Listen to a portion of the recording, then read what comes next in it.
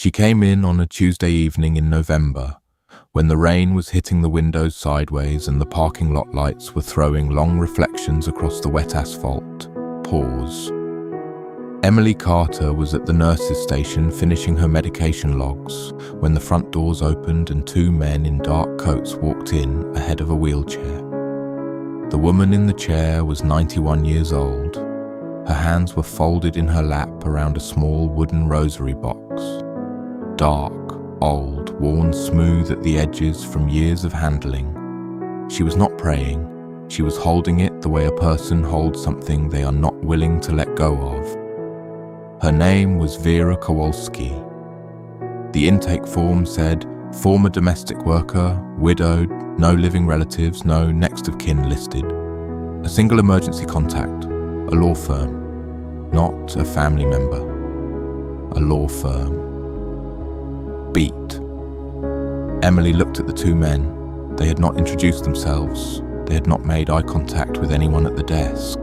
They signed the transfer papers, handed over a manila folder of medical documents, and walked back out into the rain without a single word spoken to Vera. Not a goodbye, not a see you soon, not even a glance over their shoulders. Vera watched the doors close behind them, slow, almost a whisper. And then she looked up at Emily. Her eyes were the clearest eyes Emily Carter had ever seen in this building. Not clouded, not vacant, not searching for a face she once knew. They were sharp and dark and full of something that Emily recognized immediately because she had learned to recognize it in 4 years of working here. The specific expression of a person who has been carrying something heavy for a very long time. Not grief, not illness, long pause. Fear, beat. Emily knelt down to eye level with the wheelchair. Mrs. Kowalski, my name is Emily. I'm going to be looking after you tonight. Vera's grip tightened on the rosary box. Is this a safe place? She asked.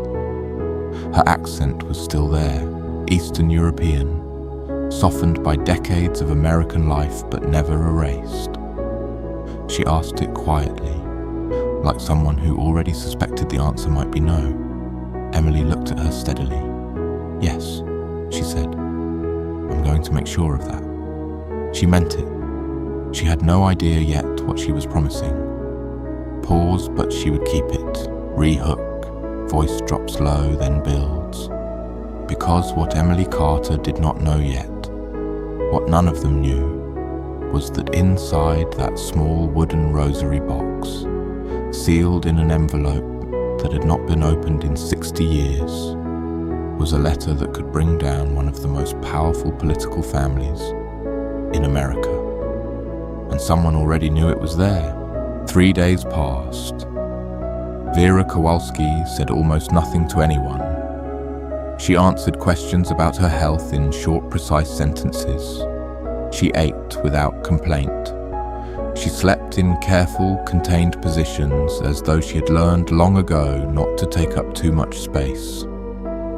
She attended the group common room in the mornings but sat apart from the other residents, always near the window, always with her rosary box on the table in front of her where she could see it. Pause. On the third afternoon, Emily brought her a notepad and a pencil. Sometimes people like to write or draw. Anything you want. Vera looked at the notepad for a long moment, then she picked up the pencil. Beat. Emily came back 2 hours later and found Vera still at the table. She had filled 6 pages. Emily looked at the drawings. They were all of the same house. A large house, 3 stories, wide front steps, columns at the entrance, and on every single page, in slightly different angles, slightly different distances, the same interior detail. A staircase. Broad, curving, elegant, drawn with a precision that suggested not imagination, but memory. Pause. On one page, there was a figure at the top of the staircase. On another, the same figure at the bottom. and in the corner of the 6th page, very small, barely visible, a second figure standing at the top. Arms extended, Emily set the notepad down carefully. Rehook, quiet, slow build. But the most disturbing part wasn't the drawings. Pause.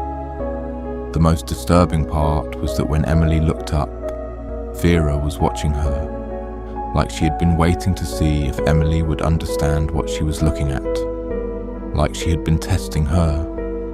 "Whose house is that?" Emily asked, her voice even. Vera looked back out the window. "A place I used to work," she said quietly. "Beats." She said nothing more that day. But that night, at 2 a.m, Emily stood in the corridor outside room 9 and thought about a staircase, and a figure at the bottom, and a second figure with its arms extended. And she could not make herself go home when her shift ended. Pause, she stayed. They came on a Saturday. Emily was in the supply room when she heard the front doors and looked through the narrow window in the hallway. 3 men, different from the 2 who had brought Vera in, younger and better dressed. One of them was carrying a leather briefcase. Another was speaking quietly into a phone. The third walked directly to the nurse's station and asked for Vera Kowalski by name, without looking at the sign-in sheet. Pause. Emily stepped into the hallway. "Can I ask who's visiting?" The man turned. He was in his mid-40s, smooth, polished, the kind of face that had been trained since childhood to be trusted. "Family representatives," he said. "Mrs. Kowalski has no family listed in her file." Beat a brief smile. Not warm. "Legal representatives then. We just need a few minutes with her." Emily looked at him for 3 full seconds. "She has the right to decline any visitor," she said. "I'll need to ask her first." The smile held perfectly in place. "Of course." Pause. Emily went to room 9. Vera was in her chair by the window, rosary box on the table, pencil in hand. "There are 3 men here to see you," Emily said. "You do not have to see them. I can send them away." Vera went very still. "What do they look like?" Emily described them. Long pause. Vera closed her eyes. "I have to," she said. "If I don't, they will come back, and they will bring someone who can make me." Emily stayed. She stood just outside the room, door slightly open, and she listened. She did not hear everything. The voices were low, but she heard 3 things clearly. The word, remember. The word, nobody. And at the end, Vera's voice, very quiet, very steady. "I'm 91 years old. I have nothing left to lose." Rehook, sharp, fast. When the men left, Emily went back into room 9. Vera was holding the rosary box in both hands, pressed to her chest. Her hands were shaking. Pause. "Who are they?" Emily asked. Vera looked up, and for the first time since she had arrived at Oakwood Nursing Home, Vera Kowalski said a name. Long pause. Let the silence hold. "Harrington," she said. "Senator Harrington's office." Emily went home that morning and sat at her kitchen table for 45 minutes, without moving. She knew the name. Everyone knew the name. Senator James Harrington III had been in public life for 30 years. He came from one of the oldest political families on the East Coast, the kind of family whose portrait gallery in the family estate stretched back 4 generations. His grandfather had been a congressman, his father a 2-term senator. James Harrington III had served 3 terms himself, and 3 months ago he had formally announced his candidacy for President of the United States. His campaign slogan was Legacy, Integrity, America. Pause. Emily thought about the staircase drawings. She thought about a figure at the top of the stairs with its arms extended. She thought about a second figure at the bottom. Beat. She went back in for her evening shift 2 hours early. She knocked on the door of room 9. Vera was awake, though it was nearly dark outside. The rosary box was on her lap. "I need to understand," Emily said, sitting down. "Not because I'm going to do anything, just I need to understand what's happening to you." Pause. Vera looked at her for a long time. "You remind me of my daughter," she said. "She died young, before she could understand what the world was." Emily said nothing. Slow. "You are asking me to trust you," Vera said. "The last time I trusted someone, they told me it would be safer to forget. They gave my husband a job. They paid for my children's schooling. They were generous." She paused. "They were generous the way wolves are generous with sheep before winter." Emily leaned forward. "What happened in that house, Mrs. Kowalski?" Long pause. Vera closed her eyes, opened them, and she began. Rehook, barely audible, then slowly rising. What she told Emily Carter in the next 40 minutes would not leave Emily's mind for the rest of her life. Not for a single day. Not for a single quiet hour. Because what Vera Kowalski had seen on the staircase of the Harrington family estate 60 years ago was not an accident. It had never been an accident. And the man at the top of the staircase had known it immediately, had turned to look at the young Polish housekeeper standing frozen in the hallway and had said in a voice that was somehow calm, somehow almost kind, "You didn't see anything. Do you understand? You saw nothing. Go home. There will be an envelope for you next week." Beat. She had been 29 years old. She had 3 children under the age of 6. Pause. She had gone home. His name was Henry Calloway. He had been the Harrington family's chief financial officer for 11 years. He had also been, in secret, the person gathering documentation of a land deal so corrupt, so deliberately constructed to ruin hundreds of ordinary families, while generating private millions for the Harrington patriarch, that when the details eventually surfaced in fragments over the following decades, in court filings, in investigative reports, in hints and references that were never quite assembled into a full picture, they were explained away as the rough edges of a different era of business. Henry Calloway had not been willing to explain it away. He had come to the estate that evening to deliver a complete record of the transactions to the patriarch directly, demanding accountability, threatening disclosure.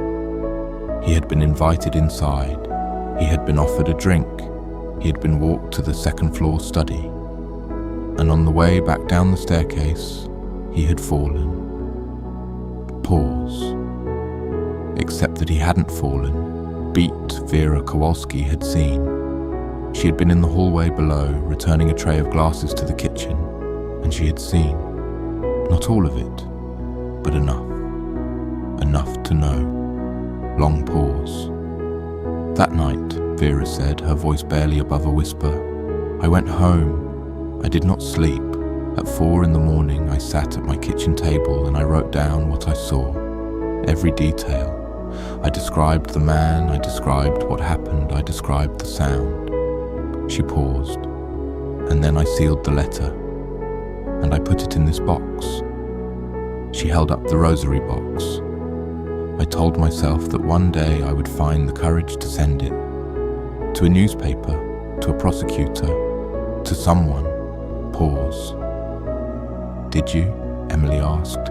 Vera's hands tightened on the box. "I told myself one day," she said. "And then the days became years, and the years became decades. And every time I thought I was ready, I would remember my children's faces, and I would think, not yet. Not yet. Not while they need me." She looked at Emily. And now my children are grown and gone, and I am 91 years old in a nursing home that Harrington's lawyers arranged and paid for. Re-hook, voice low and urgent. Emily felt the room go cold. Pause. They chose this facility, she said slowly. They placed you here, Vera nodded. Where they can see me, she said, where they can send people to remind me, where they can know every single day that I am still here. Beat, and still silent. Long pause. Emily looked at the rosary box. May I see it, she asked. The letter? Vera held the box for a long moment. Then she opened it. The envelope was yellowed. The handwriting on the front was Vera's, younger, more urgent, the pen pressing hard into the paper. 3 words on the front. If something happens, pause. Emily did not open it. That was not for her to do. She sat back. What do you want to happen? She asked. Not what you're afraid of. What do you want? Beat.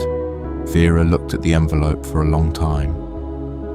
I want someone to know that Henry Calloway did not fall down those stairs, she said. I want his family to know that he was not careless. He was not drunk. He was not unlucky. She paused. He was brave, and they killed him for it. Her voice did not break. It was steady and clear and 60 years old. I'm afraid it will die with me, she said. I am 91, and I am afraid they're making sure it does. Emily looked at her. What do you mean? Long pause. Vera reached under the edge of her mattress. She pulled out a small plastic medication cup, still sealed. The label showed a sedative, prescribed at twice the dosage listed in the intake forms Emily had reviewed herself on Vera's first day. This is what they give me in the evenings, Vera said. I do not take them. I hide them, but I'm not able to hide them forever. Re-hook, sharp staccato. Emily took the cup. She looked at it. She looked at Vera, and something shifted inside her that did not shift back. Pause. She stood up. She walked out of room 9. She went directly to the medication dispensing records and pulled Vera's file. And what she found made her put one hand flat on the desk and breathe, slowly and deliberately, through her nose, for 10 full seconds. Beat. The sedative prescription had been initiated 5 days after Vera's arrival. The authorizing physician was not affiliated with Oakwood Nursing Home. The referral had come through the same law firm listed as Vera's emergency contact, a law firm that Emily now typed into her phone's browser. Pause. Harrington and Associates, Legal Counsel. Washington, D.C. founded 1962. She did not sleep that day. By 7 in the morning, she had typed out a full timeline on her phone. Every visitor, every medication discrepancy, every detail Vera had told her, the law firm connection, the sedative prescription, the drawings of the staircase. She saved it in 3 different places. She sent a copy to her personal email. She sent another to a secondary email address she created specifically for this purpose. Pause. At 9:15, her supervisor called her into the office. Emily sat down. Her hands were still.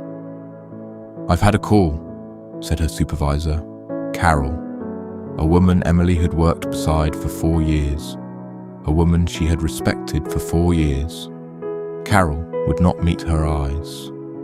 From the facility's legal liaison, about your interactions with a resident in room 9. Emily said nothing. There are concerns, Carol said, that you may have been encouraging a patient to discuss sensitive personal matters outside her care parameters. Beat. She asked me to listen, Emily said. That's what I did. Emily. Carol finally looked up. She looked tired. She looked like someone who had been given instructions she didn't fully understand and was trying very hard not to think too carefully about them. This patient has a complex legal situation involving an established third party.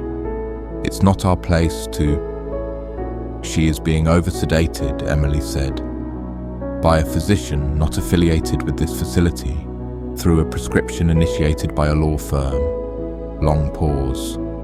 Carol stared at her. That is a very serious claim. Yes, Emily said. It is. Rehook. Voice drops, very quiet. That evening, walking to her car at the end of a double shift she had volunteered to cover, just to stay close to room 9, Emily found a business card under her windshield wiper. Plain white. A phone number. No name. On the back, handwritten, "You are being watched. Think carefully about what matters to you." Pause. Emily stood in the parking lot for a moment. The November wind moved through the lot. The lights reflected in the puddles, the same lights that had been shining when Vera Kowalski arrived. Emily put the card in her pocket. She did not throw it away. Beat. She photographed it. And then she called the only journalist she knew, a woman she had gone to high school with, who now worked the investigative desk at a regional news organization, and who had once told Emily, at their 10-year reunion over cheap wine and paper plates, that she was still looking for the story that would mean something. Emily said, "I think I have it." Her name was Diane Marsh. She drove 3 hours through the night and met Emily in a diner 2 towns over from Oakwood at 6 in the morning. She listened without interrupting for 40 minutes. She asked precise, methodical questions. She did not look excited. She looked the way people look when something they have long suspected turns out to be real. A specific kind of focused dread. Pause. "Harrington is everywhere right now," Diane said. "Primary season. Every camera in the country is on him. I know. This will not be a quiet story if it moves. I know that too." Beats. Diane looked at her. "If Vera will speak to me, on the record, or even on background, and if that letter is what she says it is, she's willing," Emily said. "She's been waiting 60 years. She's done being afraid." Pause.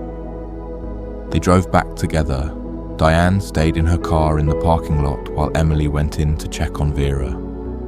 Room 9 was quiet. The rosary box was on the nightstand. Vera was awake, sitting upright in the half-dark, as though she had been expecting someone. "I brought someone to meet you," Emily said. "You don't have to do anything you don't want to do. But she will listen. And she will make sure it goes somewhere that can't be buried." Vera looked at her for a long moment. Long pause. 60 years, Vera said quietly. "I have been quiet for 60 years. She reached out her hand. "Help me up." Rehook, building urgency, faster now. But before Emily could reach for her hand, the door opened. Not knocked, opened. The man from Saturday, smooth, polished, the trained, trustworthy face, stepped into room 9. He looked at Vera. He looked at Emily. He looked at Vera's hand reaching toward Emily. "Mrs. Kowalski," he said. His voice was very calm. "It's time for your evening medication." It was 6:40 in the morning. Emily stepped between them. She did not move toward him. She did not raise her voice. She stood in the center of the room with the bed between herself and the door, and she said, in a voice she had practiced being calm in corridors at 3 in the morning, in difficult family meetings, in every moment over 4 years where something had needed someone to hold steady. "You need to leave this room. Now." Pause. "I'm here on behalf of Mrs. Kowalski's legal representatives.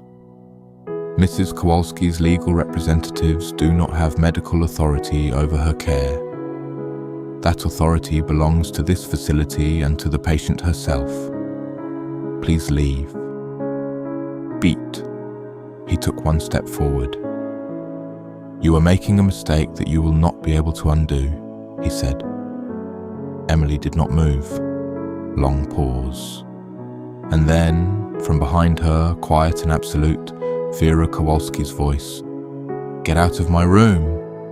91 years old, the voice of someone who had been silent for 6 decades and had decided this was the last time. Pause. He left. Emily went to the door and locked it. She called the front desk and told them that room 9 was not to receive any visitors until further notice, and that any attempt to enter would result in her calling the police directly. Then she turned to Vera. "Beat. Are you ready?" Vera looked at the rosary box. She picked it up.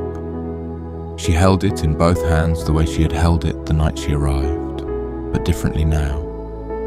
Not protecting it, offering it. "Take it," she said. "I've been carrying it long enough." Rehook, sharp and fast, then sudden quiet. Emily took the box. She walked out of the building through the side door where Diane Marsh was waiting in her car. She handed it through the window. Diane looked at it. Then she looked at Emily. "She has to open it herself," Emily said, "on camera, with you, and I need to go back inside before anyone notices I'm gone." Pause. She went back inside. She sat at the nurse's station. She looked at the clock. Long pause, and she waited. The story ran 18 days later. Not a local story, a national one. 3,000 words, 2 video segments, the on-camera interview with Vera Kowalski, who had dressed carefully, who had sat very straight, who had spoken slowly and precisely in the voice of someone who had been rehearsing this testimony inside their own mind for 60 years. And the letter, read in full. Vera's handwriting from 1963, the details of what she saw, the name of the man at the top of the staircase, the name of the man at the bottom. Pause.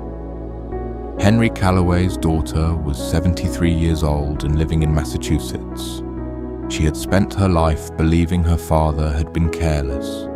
She watched the interview in her kitchen on a Tuesday morning and called the news organization 17 minutes after it aired.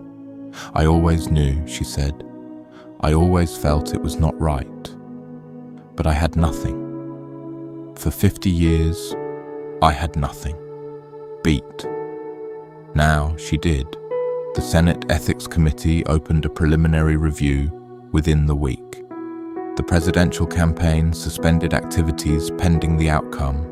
3 major legal organizations filed on behalf of the Calloway family. The law firm that had managed Vera's placement at Oakwood Nursing Home, Harrington and Associates, suspended operations without announcement on a Thursday afternoon. Long pause. Emily heard about the campaign suspension on her phone during a break in the parking lot. She stood in the same spot where she had found the business card under her windshield wiper. The same lights, the same asphalt. Different weather, December now, the cold real and clean. She thought about Vera sitting by the window in room 9 the first week, drawing the same staircase over and over. She thought about what it costs a person to carry something like that. Not just to carry it alone, for 60 years, through the whole of a life. She thought about her mother, who had Parkinson's, still early stage, still present, still calling on Sunday mornings. And she thought about the fact that the reason she had come to this work, the reason she had stayed in it through every difficult year, was that she could not stand the idea of someone carrying something alone when they did not have to. Pause. That evening she went to room 9. Vera was sitting in her chair by the window. The rosary box was on the table. It looked lighter somehow, not physically, but in the way that things look when they have been relieved of what they were holding. Vera looked up when Emily came in. "Did you see?" Emily asked. My daughter called me, Vera said, from California. She said she saw it on the news. Beat, Emily sat down across from her. Are you all right? Vera thought about this for a moment. I have not been all right in 60 years, she said very simply, very honestly. I do not know what all right feels like. She paused. But I think I might find out now. Long pause. She reached across and put her hand on Emily's hand. 4 fingers, paper-thin skin over small bones, 91 years old. You gave me my voice back, she said. I do not have the words for that. Emily held her hand. The window behind Vera was dark. The parking lot lights were on. Outside, the world was moving at its usual speed. All those lives, all those people, all those things that no one would ever know. But inside room 9, for just this moment, 2 people sat in the quiet together. And it was enough. Pause. Emily Carter went back to her station at 10 o'clock. She picked up her notepad. She made her rounds. She listened at the doors, the breathing, the murmurs, the occasional name called out into the dark. She was 33 years old. She was underpaid, underappreciated and exhausted. And she was exactly where she needed to be. Final beats, warm, slow, fading. Because somewhere in this building, there was always someone who had been carrying something alone for too long. And Emily Carter was not the kind of person who walked past a closed door. Pause. She never had been.